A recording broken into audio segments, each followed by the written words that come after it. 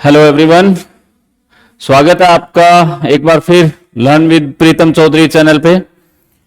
जैसा कि आज का हमारा जो सेशन रहेगा वो विधान परिषद और विधानसभा पे रहेगा और इस सेशन में अपने डिस्कशन करेंगे एमसीक्यूज। और इन एमसीक्यूज में जो हमारे प्रीवियस ईयर वगैरह में जो क्वेश्चन रहे हैं वो भी मैंने इंक्लूड किए और जो आने वाले क्वेश्चन हो सकते हैं उन सभी को इंक्लूड करके इसको समअप किया है। तो आप सभी से रिक्वेस्ट है मेरी एक कि हमारे चैनल को सब्सक्राइब करें ज्यादा से ज्यादा, और जो कंटेंट है अगर पसंद आए आपको तो लाइक भी करें और कमेंट करके आपकी जो भी सजेशन रहती है वो सजेशन भी दें हमें, ताकि हम इंप्रूव कर पाए। अभी एक सजेशन मिली थी कि इसका बैकग्राउंड चेंज करिए सर, दिखाई नहीं दे रहा, तो ये आपकी कंसीडर की थी मैम ने और मैम ने ये चेंज करवाया है अभी। तो वैसे ही और भी हमारे कंटेंट को लेकर भी आपकी कोई राय हो तो वो भी ज्यादा से ज्यादा क्या करिए बताइए आप, है ना। तो आज का सेशन हमारा शुरू करते हैं पहले क्वेश्चन के साथ। हाँ, पहला क्वेश्चन रहता है अपना निम्नलिखित में से मिलान कीजिए, ठीक है। तो हाँ चल गया भाई। विधान परिषद का अनुच्छेद बताना है आपको, विधानसभा का और राज्य व्यवस्थापिका का और राज्यपाल का। इनको आपको क्या करना है, एक बताना है कि कौन सा किसके साथ मैच हो रहा है, ठीक है।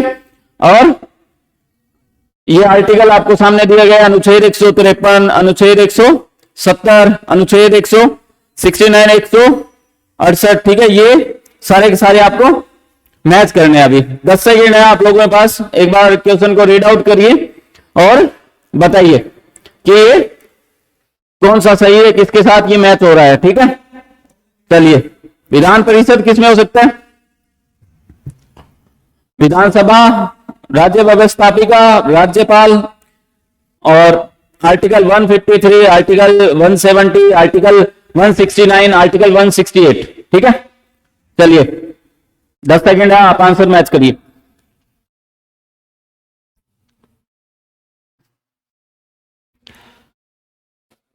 करें, चलिए विधान परिषद सबसे पहले, ठीक है।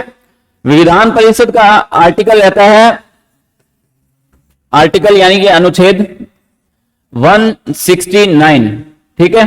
तो इसका मैच कर लीजिए 169, ये रहा, ठीक है। सेकंड हमारे पास है विधानसभा। जो विधानसभा है उसका अनुच्छेद रहता है 170, जो कि इसके सामने ही है बिल्कुल, ठीक है। और थर्ड नंबर है हमारा राज्य व्यवस्थापिका, ठीक है। राज्य व्यवस्थापिका हमारा अनुच्छेद 168 में दिया गया है, ठीक है। राज्य व्यवस्थापिका में दो चीजें होती है, विधानसभा और विधान परिषद, ठीक है। आप लोगों को ये आर्टिकल मैच करने थे, ठीक है। और राज्यपाल जैसा कि अपने पहले ही पढ़ चुके हैं, सबसे पहली क्लास हमारी मैम ने किसकी ली थी, राज्यपाल की ली थी। उसमें बताया था ना आप लोगों को कि नहीं बताया,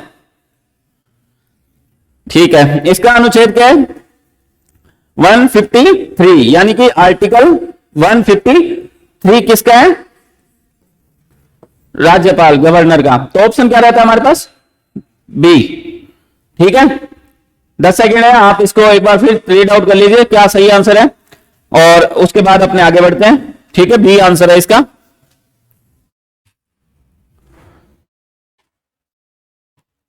नेक्स्ट सेकंड क्वेश्चन पे आते हैं अपने।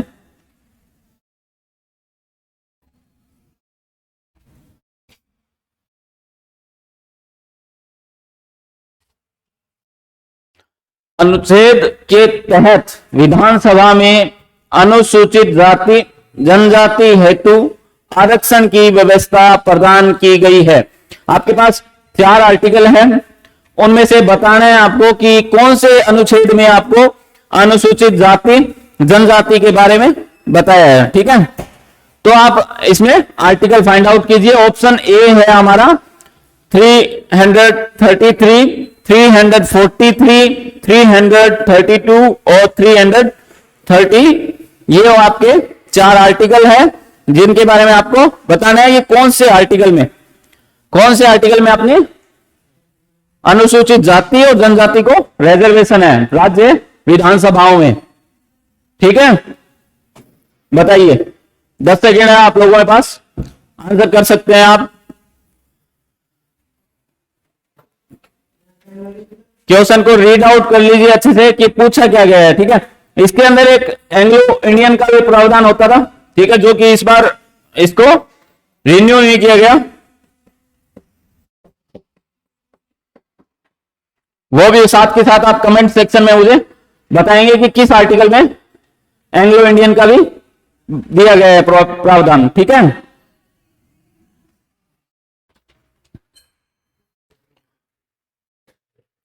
हो गया आपका।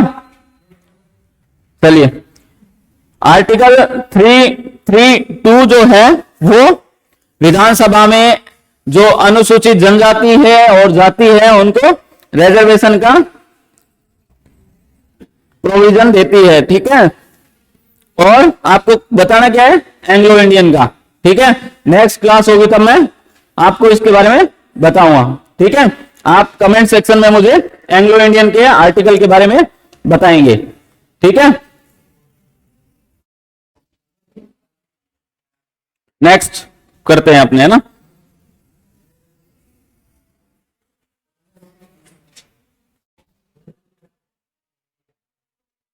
चलिए, नेक्स्ट क्वेश्चन है कि फिर मिलान करना है अपने को इनमें विधानसभा और सदस्यों के बारे में दिया गया है कि प्रथम विधानसभा में कितने सदस्य थे, द्वितीय और तृतीय विधानसभा में कितने थे, और चतुर्थ और पंचम में कितने थे, और छठी में कितने थे। आपके पास 4 ऑप्शन है, संख्याएं दी गई है विधानसभाओं में सदस्यों की कि प्रथम विधानसभा में हमारे यहां कितने सदस्य थे। ठीक है, सेकेंड और थर्ड में कितने थे, फिर फोर्थ और फिफ्थ में कितने थे, और सिक्स्थ में कितने थे। नंबर है 176, 160, 200, 184। यार आपके पास ये 4 ऑप्शन है, ये 4 ऑप्शनों में आप ढूंढ लीजिए कि पहले में कौन सी थी, दूसरे में कौन सी थी, तीसरे में कौन सी थी।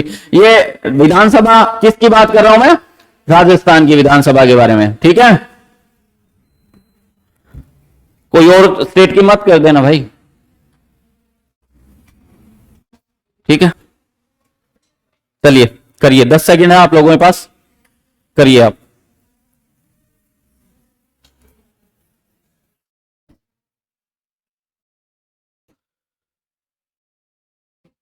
चलिए करते हैं आंसर, अपने मैच करते हैं। ठीक है, प्रथम विधानसभा, जो राजस्थान की प्रथम विधानसभा थी उसके अंदर हमारे यहां मेंबर थे 160। ठीक है, तो प्रथम को मैच कीजिए 160 के साथ।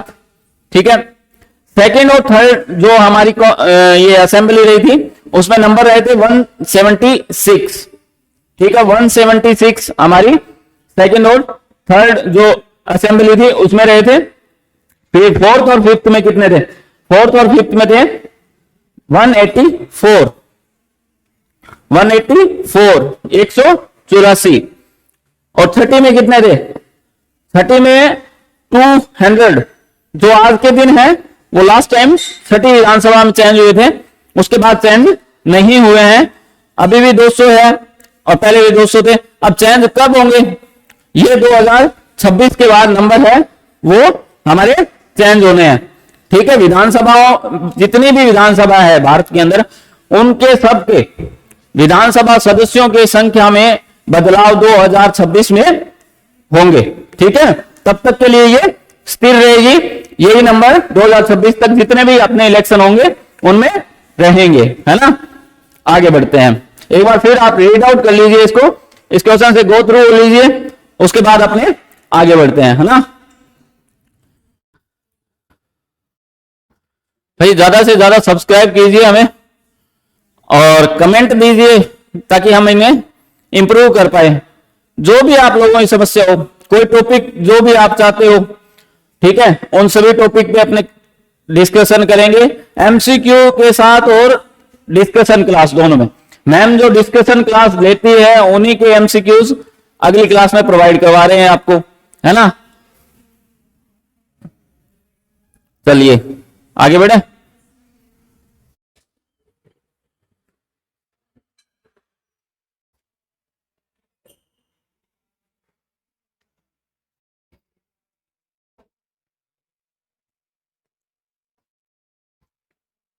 चलिए नेक्स्ट क्वेश्चन है, विधानसभा अध्यक्ष है जो हमारे, जिनके विरुद्ध हटाने के लिए प्रस्ताव लाए गए। ठीक है, विधानसभा जो अध्यक्ष होते हैं उनको हटाने के लिए हमारे पास जो प्रस्ताव लाए गए हैं, आज तक राजस्थान विधानसभा की ही बात हो रही है। एक बार फिर मैं आपको मेंशन कर देता हूं कि राजस्थान विधानसभा के अंदर किन किन के अध्यक्ष के खिलाफ ये प्रस्ताव लाया गया हटाने के लिए। तो ये ऐसे क्वेश्चन आजकल ट्रेंड में है आरपीएससी के, बोर्ड के, कि किसको हटाया गया, कौन मंत्री रहा हुआ है, अध्यक्ष रहा हुआ है, कौन आरपीएससी में रहा हुआ है। इस तरह से क्वेश्चन बार बार आरपीएससी और बोर्ड कर रहे हैं। तो इस क्वेश्चन पे आप फोकस करिए और बताइए मुझे कि आंसर क्या हो सकता है। आपके पास ऑप्शन है नरोत्तम लाल जोशी, सेकंड है निरंजन नाथ आचार्य, थर्ड वन है गिरिराज प्रसाद तिवारी। ठीक है, ये तीनों ऑप्शन आपके पास रहेंगे और उपयुक्त सभी फोर्थ ऑप्शन है। आपको बताना है कि किस विधानसभा अध्यक्ष के खिलाफ हटाने के लिए प्रस्ताव आए हैं। ठीक है,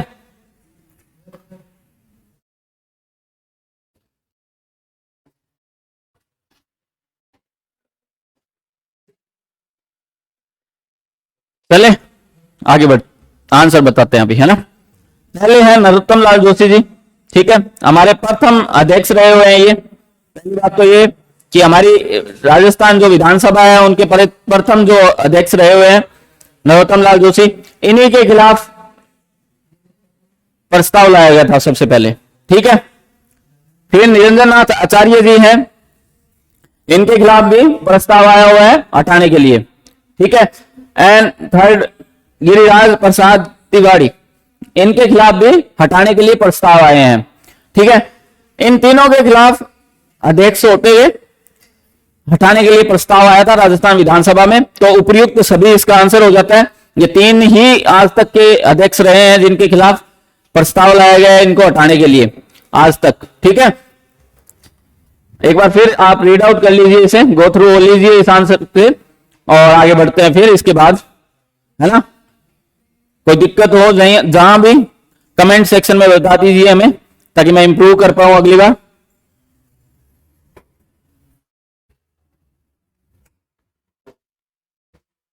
नेक्स्ट,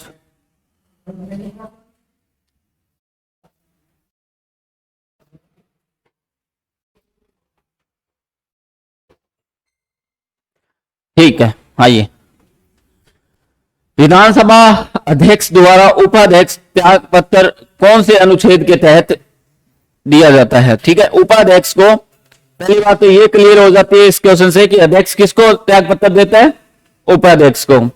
और उसके लिए भी आर्टिकल में कहीं मेंशन किया गया है, तो उस आर्टिकल के बारे में आपको बताना है, अनुच्छेद के बारे में आपको बताना है कि किस अनुच्छेद में ऐसा प्रोविजन डाला गया है। 178, 179, 180, 176। तो आप आंसर दीजिए कि किसमें ये बताया गया है। ठीक है,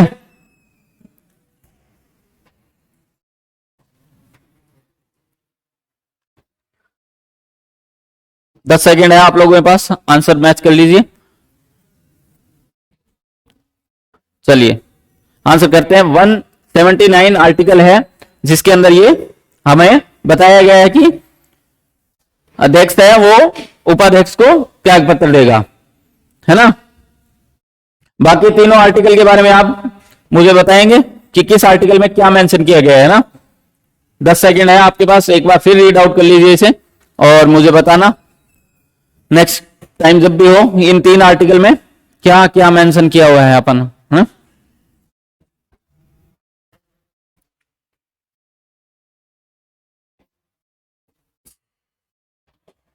चलिए आगे बढ़ते हैं नेक्स्ट में।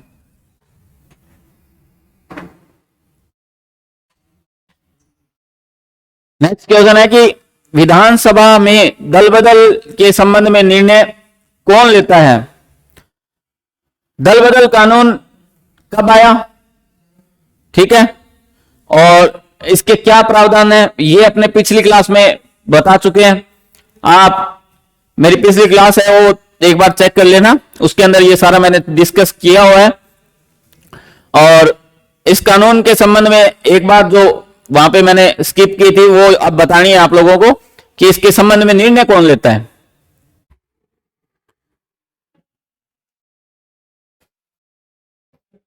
मुख्यमंत्री, विधानसभा अध्यक्ष, मुख्य न्यायाधीश या राज्य निर्वाचन आयोग।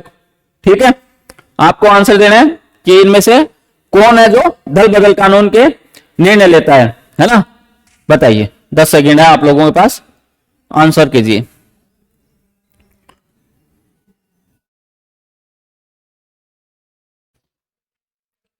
चलिए ठीक है, मैं बताता हूं आंसर क्या है। विधानसभा अध्यक्ष होते हैं, वो इसके निर्णय को फाइनलाइज करते हैं। ठीक है, कि दल बदल कानून के तहत कौन डिस्क्वालीफाई होगा और कौन नहीं होगा, और can be challenge in court. ठीक है, ये भी अपने कोर्ट में चैलेंज कर सकते हैं। अभी हाल ही में सीपी जोशी जी के बारे में न्यूज चल रही थी थोड़े दिन पहले कि कोर्ट ने जवाब मांगा है शायद इसी के बारे में, डिस्क्वालिफिकेशन के बारे में। जो कुछ हमारे बीएसपी के नेता थे वो शामिल हुए थे, तो उनको लेके कुछ चर्चाएं थी। ठीक है, तो उसको लेके आप ध्यान रखना। कौन थे? सीपी जोशी थे। सीपी जोशी हाल फिलहाल हमारे विधानसभा के अध्यक्ष है। ठीक है, तो इस तरह से आप करंट अफेयर से भी इसको जोड़ सकते हैं। और ध्यान रखना कि दल बदल कानून होता है वो, उसका निर्णय विधानसभा अध्यक्ष ही फाइनलाइज करता है। ठीक है, नेक्स्ट क्वेश्चन पे आते हैं।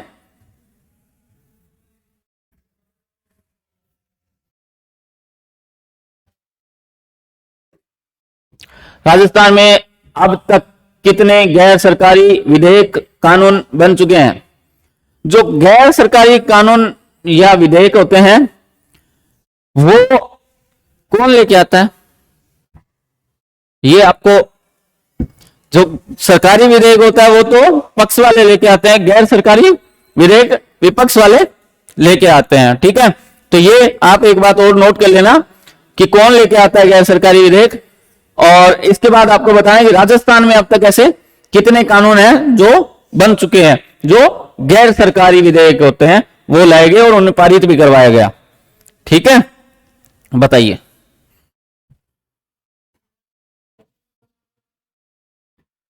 बहुत इजी से क्वेश्चन है ना, आ रहे होंगे आप सभी को। चलिए बढ़िया, आप एग्जाम में भी इजी आते हैं, ज्यादा हार्ड नहीं आते हैं, कर सकते हैं आराम से। थोड़ा सा फोकस रखिए पेपर पे, क्या पूछा गया है, और आंसर आपको आराम से मिल सकता है ना।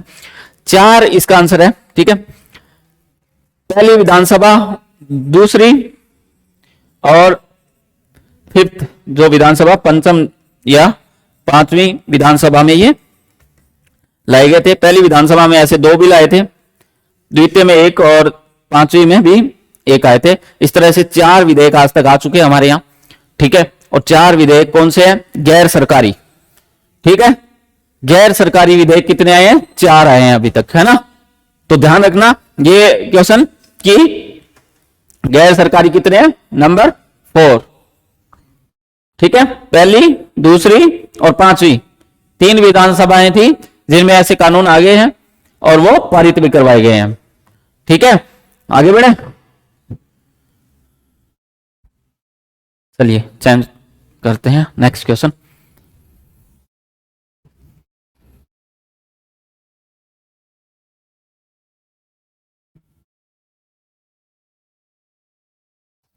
ठीक है, लास्ट ऑप्शन मैं यहां पे लिख देता हूं, जो भी रहेगा। ठीक है, एक बार क्वेश्चन पढ़ते हैं। कौन से अनुच्छेद के तहत राज्यसभा के द्वारा 2/3 बहुमत द्वारा प्रस्ताव पारित होने पर राज्य सूची पर राज्यसभा द्वारा कानून बनाए जाते हैं? ठीक है, तो 3 हमारे यहां लिस्ट होती है। एक होती है यूनियन, एक स्टेट, एक कॉन्करेंट। ठीक है, तो जो ये लिस्ट होती है इसमें यूनियन में जितने भी मैटर आते हैं वो सेंटर की गवर्नमेंट होती है उसके द्वारा बनाए जाते हैं। स्टेट की होती है, उनमें स्टेट के द्वारा। और एक प्रावधान ये भी है कि राज्यसभा कुछ विषम परिस्थितियां बन जाए, कुछ ऐसी स्थिति हो जिसमें राज्यसभा को जरूरत लगे कि हम भी कानून बनाए राज्य के लिए, तो वो क्या करेंगे?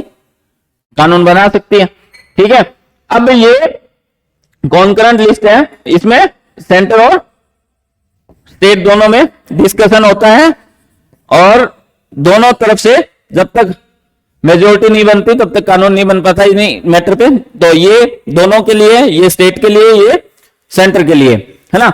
अब अपने इसमें भी 2/3 बहुमत से पारित करना होगा। ये और चीज याद रखना, जब भी राज्यसभा से कोई राज्य सूची पर कानून बनाया जाता है, कितने बहुमत से ये पारित होता है, ये अपने से पूछा जा सकता है। तो ये 2/3 बहुमत से, ठीक है, ये पारित किया जाता है। और अब ये सवाल है कि ये कौन से आर्टिकल के अंदर मेंशन है, ठीक है। आर्टिकल आपके पास 4 ऑप्शन है, 248, 248, 280, 249, और आर्टिकल नीचे वाले जो ऑप्शन शायद दिखाई नहीं दे रहा हो, 304 आर्टिकल नीचे नीचे 4th ऑप्शन में दिया गया है, ठीक है। बताओ क्या आंसर रहता है आपका।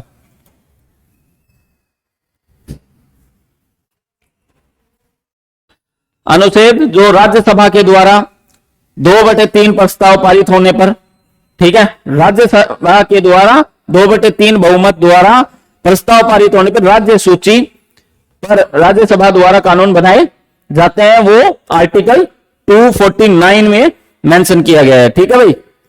249 जो आर्टिकल है हमारा, उसके अंदर ये मेंशन किया गया है, ठीक है।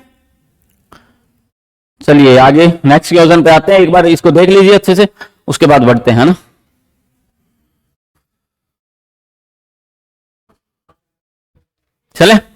चलिए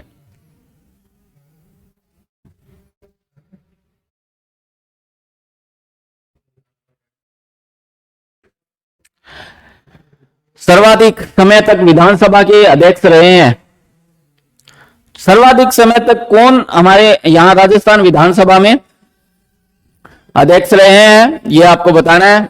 ऑप्शन आपके पास समर्थलाल मीणा, रामनिवास मिर्जा, लक्ष्मण सिंह, सीपी जोशी, ये आपके पास ऑप्शन रहते हैं। आपको आंसर देना है कि कौन इनमें से सर्वाधिक समय तक हमारे यहां विधानसभा में अध्यक्ष के रूप में कार्यरत रहे हैं, आपको बताना है। आपके पास 10 सेकंड है, आप कर लीजिए, बता दीजिए आंसर क्या हो सकता है इसका, है ना।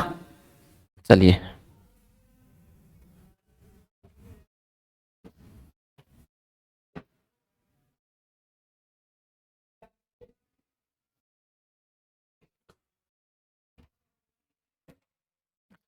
आंसर है रामनिवास मिर्जा, ठीक है।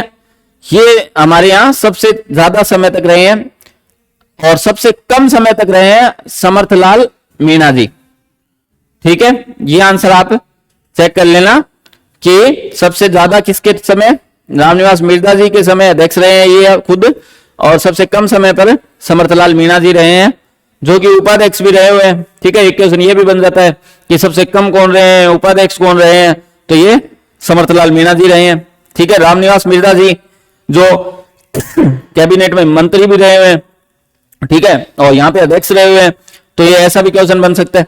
तो इस तरह से आप हर चीज को कनेक्ट कर लीजिए, ठीक है। लक्ष्मण सिंह जी का क्या खास बात रही है, लक्ष्मण सिंह जी गैर कांग्रेसी पहले हमारे अध्यक्ष रहे हैं, तो इस तरह से आप कनेक्ट कर सकते हैं चीजों को।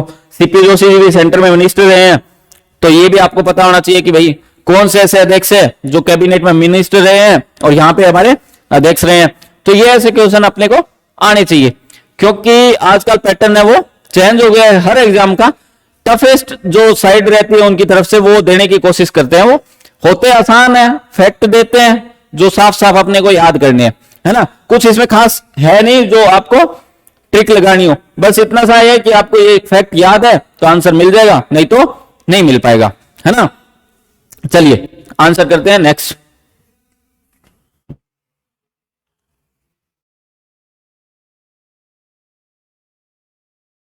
ठीक है, सही कथन के बारे में आपको बताना है, ठीक है। कथन आपके पास 3 रहते हैं, ठीक है। तीनों कथन मैं पढ़ देता हूं और आपको आंसर बताना है इन तीनों में से कौन सा सही है। श्रीमती तारा भंडारी एकमात्र महिला उपाध्यक्ष रही है। सबसे कम समय तक अध्यक्ष हीरालाल देवपुरा जी रहे हैं। विधानसभा प्रथम गैर कांग्रेसी अध्यक्ष लक्ष्मण सिंह जी रहे हैं। तो अगर आपने मेरा पहले वाला क्वेश्चन ध्यान से सुना हो आंसर जो मैंने बताए थे। तो इसका आंसर लगभग आपके सामने आ चुका होगा। ठीक है, थोड़ी बहुत ही मशक्कत करनी है आप लोगों को, है ना। तो चलिए आंसर करिए। 10 सेकेंड है आपके पास, मैंने क्वेश्चन रीड आउट कर दिया है, आप लोग इसको आंसर को सोल्व कर लीजिए, है ना। तारा भंडारी जी एकमात्र महिला उपाध्यक्ष, सबसे कम समय पे हीरालाल देवपुरा, विधानसभा प्रथम गैर कांग्रेसी अध्यक्ष लक्ष्मण सिंह जी। तो आपको आंसर बताना है, बताइए। चलिए मैं बताता हूं आपको इसके आंसर। श्रीमती तारा भंडारी जी एकमात्र महिला उपाध्यक्ष रही है, तो रही है, ठीक है, बिल्कुल सही है। सबसे कम समय तक अध्यक्ष हीरालाल देवपुरा जी, बिल्कुल गलत आंसर है। आपने मेरे को मुख्यमंत्री वाला जो अपनों ने किया था एमसीक्यू सोल्व, तो बताया था ना मैंने, हीरालाल देवपुरा जी सबसे कम समय में अपने मुख्यमंत्री रहने वालों में थे, है ना। ये अध्यक्ष नहीं रहे हैं सबसे कम समय में अध्यक्ष कौन रहे हैं? समर्थलाल मीणा जी, मैंने अभी बताया था, समर्थलाल मीणा जी। तो ये स्टेटमेंट क्या हो जाता है हमारा? गलत। नेक्स्ट जो है विधानसभा प्रथम गैर कांग्रेसी अध्यक्ष कौन है? लक्ष्मण सिंह जी, बिल्कुल सही आंसर है ये, ठीक है। चलिए आगे बढ़ते हैं।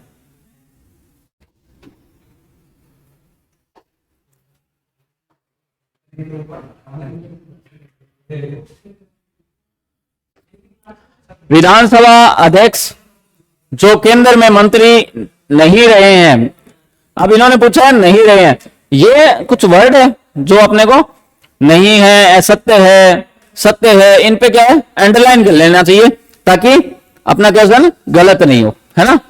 चलिए आंसर दीजिए, शायद मैंने बता भी दिया, है ना। कुछ कुछ आंसर आपको आ गया होगा क्योंकि पहले मैंने बताया था ना अभी 2 क्वेश्चन पहले। चलिए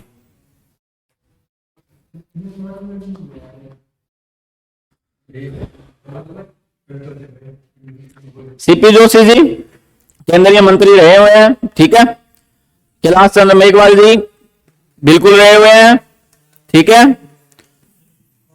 रामनिवास मिर्जा जी केंद्र में मंत्री रहे हुए हैं, बिल्कुल रहे हुए हैं, ठीक है। देन आफ्टर नरोत्तम लाल जोशी ये नहीं रहे हैं, तो यही आंसर हमारा गलत है। नरोत्तम लाल जोशी जी हमारे प्रथम विधानसभा अध्यक्ष रहे हुए हैं, इस तरह से इनका याद रखना है अपने को, है ना फैक्ट। अगले क्वेश्चन पे चलते हैं अपने।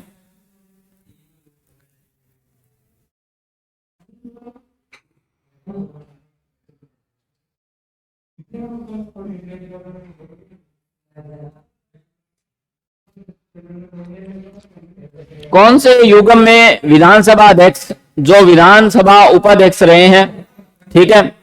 आपके पास ये 3 ऑप्शन है, चौथा ऑप्शन है जो पहले से बता देता हूं, मैं ही बता देता हूं, गलत है ना। 3 में ही सोल्व करते हैं हमने।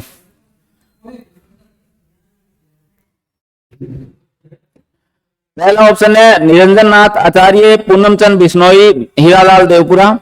सेकंड में है शांतिलाल चपलोत, समर्थलाल मीणा, गिरिराज प्रसाद तिवारी। थर्ड ऑप्शन है निरंजन नाथ आचार्य, समर्थलाल मीणा, लक्ष्मण सिंह। तो इसमें से आपको बताना क्या है कि विधानसभा अध्यक्ष जो उपाध्यक्ष भी रहे हैं हमारे। चलिए 10 सेकेंड है आप लोगों के पास, सोल्व करिए।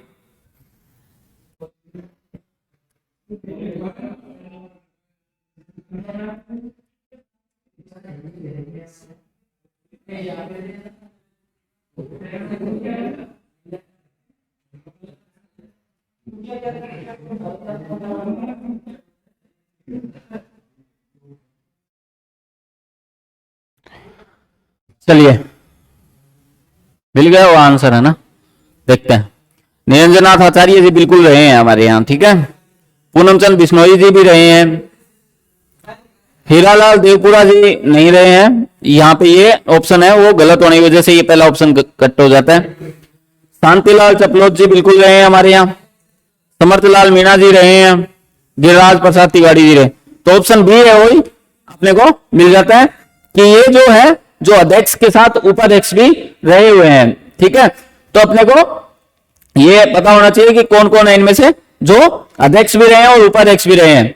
ठीक है, तो एक बात और याद रखना, ये 3 नाम तो है ही है, इनके साथ ये 2 नाम और हैं जो हमारे यहाँ पे अध्यक्ष और उपाध्यक्ष दोनों रहे हैं। तो अभी आरएएस का एग्जाम हुआ था ना 2021 का, उसमें पूछा गया था कि कौन से ऐसे हैं जो प्रोटेम स्पीकर भी रहे हुए हैं, उपाध्यक्ष भी रहे हुए हैं और अध्यक्ष भी रहे हुए हैं। तो ये लेवल देख लीजिए आप आरपीएससी का कि आरपीएससी कहां तक पहुंच चुकी है। तो अपने को क्या करना है, हर एग्जाम के हिसाब से चलना है, क्योंकि बोर्ड है जो एग्जाम हमारा 3rd ग्रेड का हो रहा है, ठीक है, या सीईटी का हो रहा है, तो उनमें भी ऐसे क्वेश्चन पूछे जा सकते हैं आराम से। तो आप लोगों को क्या है, पता होना चाहिए फैक्ट कि इनमें से जहां तक हो सके आप आंसर कर पाओ। और ऐसे क्वेश्चन क्या रहते हैं, ऐसे क्वेश्चन ही नंबर देते हैं, है ना, क्योंकि हर किसी को ये क्वेश्चन वहां पे पता हो या ना पता हो, चांसेस क्या होते हैं, कम होते हैं, है ना। तो ये याद रखना, ये एकमात्र ऐसे थे जो प्रोटेम स्पीकर भी रहे हुए हैं। यही आंसर था उस आरएस वाले एग्जाम में, पूनम चंद बिश्नोई जी। ठीक है,